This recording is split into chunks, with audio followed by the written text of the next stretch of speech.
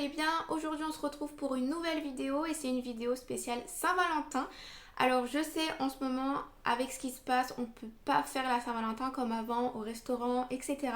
Mais ça n'empêche pas qu'on peut quand même se préparer et faire quelque chose chez nous. Du coup je vous ai préparé ce petit look, j'espère qu'il vous plaira. Je vais vous faire un maquillage intégral, je vais faire le teint et les yeux en caméra. Je vais juste passer un peu plus vite sur le teint puisque j'ai prévu de vous faire une vidéo routine teint ou teint parfait, enfin où vraiment je vous montre toutes les étapes de mon teint, c'est pour ça que je vais vous le montrer mais je vais pas m'attarder dessus. Je vais commencer par la base, c'est la Pore Fix de chez Makeup Revolution, leur nouvelle marque la XX Revolution. Je me suis rendu compte que dans une vidéo j'avais dit XXX Revolution alors qu'il y en a que 2 DX, bref on s'en fout mais voilà. Du coup c'est celle-ci. Si j'oublie de vous parler des produits que j'utilise, tout sera en barre d'infos. C'est une base qui vient flouter les pores. C'est ce que je mets le plus, les bases qui viennent flouter les pores, parce que ça fait vraiment un très très beau rendu sur votre peau. Ça vient tout lisser et vous avez une peau de bébé. Je vais appliquer le fond de teint, c'est le Photo Focus de chez Wet n Wild. C'est un fond de teint vraiment pas du tout cher. Il est à moins de 10 € et il est vraiment très très bien. Il est assez couvrant, il fait un très joli résultat. Juste par contre, ce fond de teint, il n'y a pas de pompe.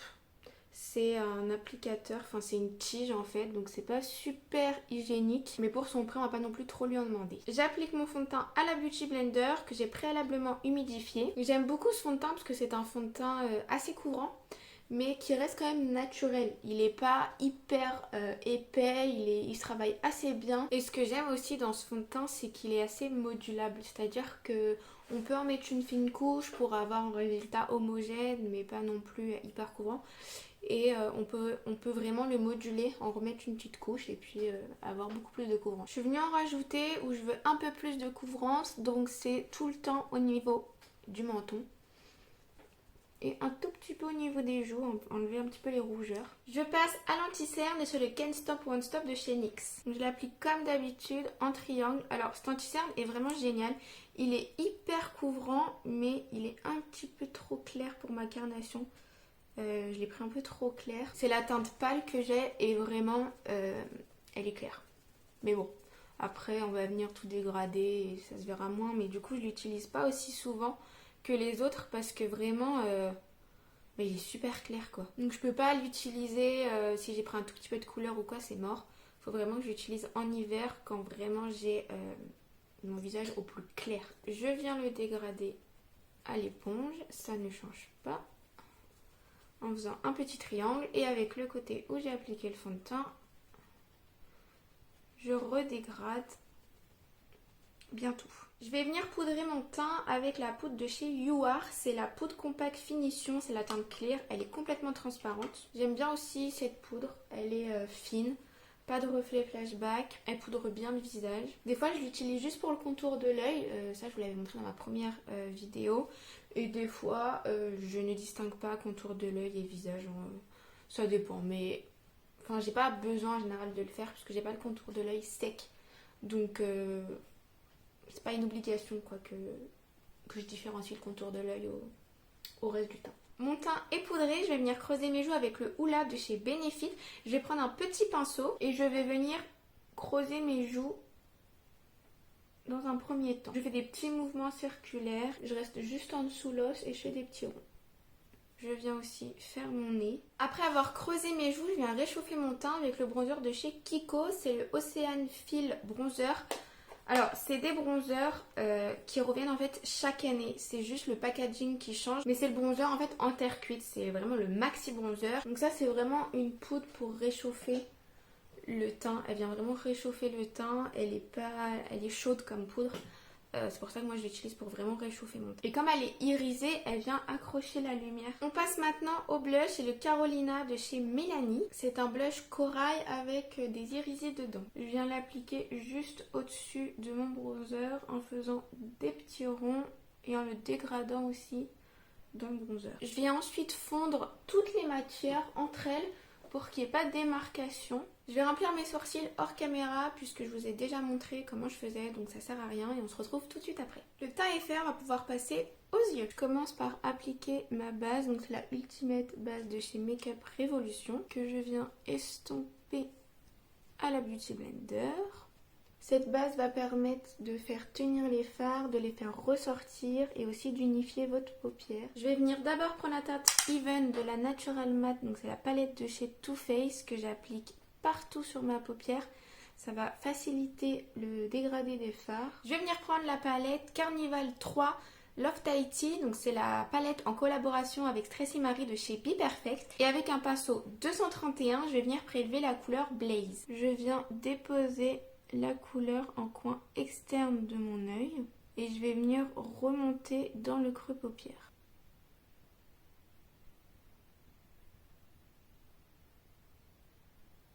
Et avec le restant qu'il y a sur mon pinceau, je vais commencer à faire des petits ronds pour dégrader les bords gentiment.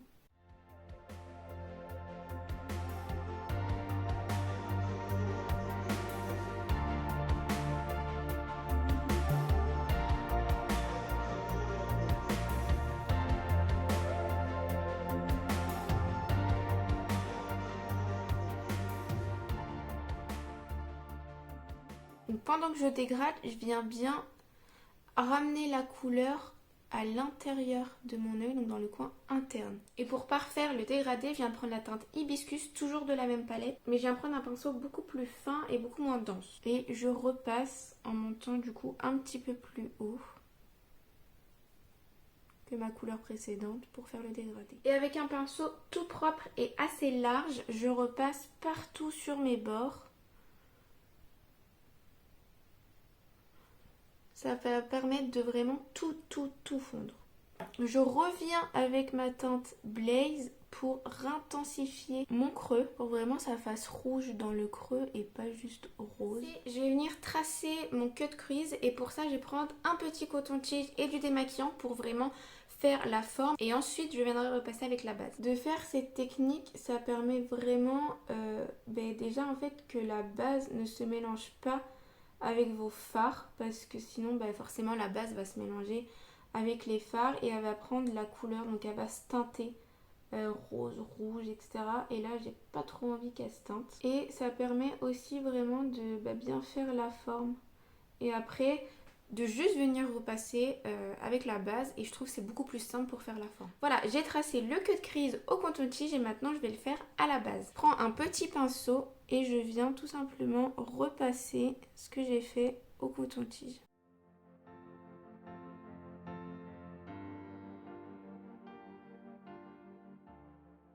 Une fois que j'arrive à peu près à la moitié de la paupière, je viens dégrader avec le fard la base, pas que ça s'arrête net. Et avec le pinceau où j'ai mis la couleur, hop pareil, je dégrade pour pas que ça s'arrête net et que ça fasse pas une transition trop nette parce que sinon ça va se voir avec, même si vous mettez un autre fard ça se verra. Je suis venue bien dégrader la base dans le fard et je suis vraiment venue presque à la moitié pour faire comme un fard de transition sans réutiliser un autre fard et je vais venir mettre du blanc. Je vais venir prendre la Flawless Resurrection 3 de chez Makeup Revolution pour venir prendre le fard blanc. C'est un fard blanc mat et je viens l'appliquer au début de mon cut crease. Je vais venir tracer un petit trait de liner pailleté pour bien définir le cut crease, mais je n'ai pas d'eyeliner pailleté. Pas encore, du coup je vais vous montrer comment je fais. Je viens prendre une petite palette matière plastique pour pouvoir faire mon mélange puisque je n'ai pas de petite palette en fer. Je viens aussi prendre le Inglot, c'est ce qui va me servir de faire le mélange. Et je viens prendre la palette Huda Beauty Desert Dust puisque je vais venir me servir de la teinte Super Moon que je vais gratter, mettre sur la palette. Je vais mettre une petite goutte de Inglot dedans et ça va faire mon liner pailleté. Avec un pinceau liner, je vais venir définir mon petit creux.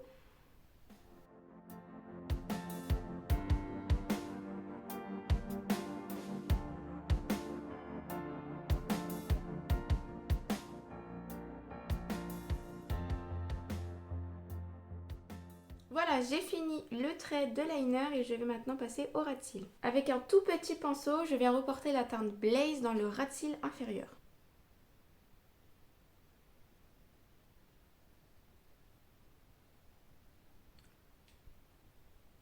Je viens dégrader la teinte avec une autre teinte et c'est Hibiscus.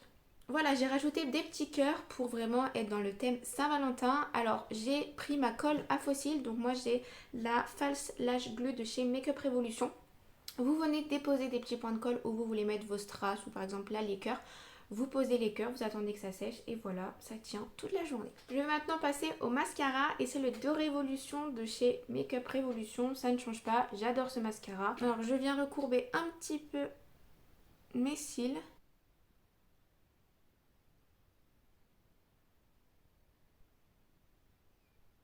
Voilà, j'ai appliqué mon mascara. Je vais maintenant mettre un petit coup d'highlighter. C'est les Opales de chez Becca. Je l'applique toujours avec mon pinceau de chez Nabla. Et pour finir ce look, je vais appliquer un petit gloss rose de chez Rose la Lune.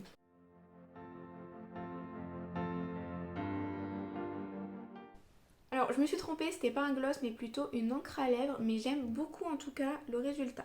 Et voilà, cette vidéo est terminée. J'espère que le look que j'ai réalisé vous aura plu. Si vous avez aimé, n'hésitez pas à vous abonner et à liker. Et on se retrouve tous les mercredis à 16 h pour une prochaine vidéo. Bye!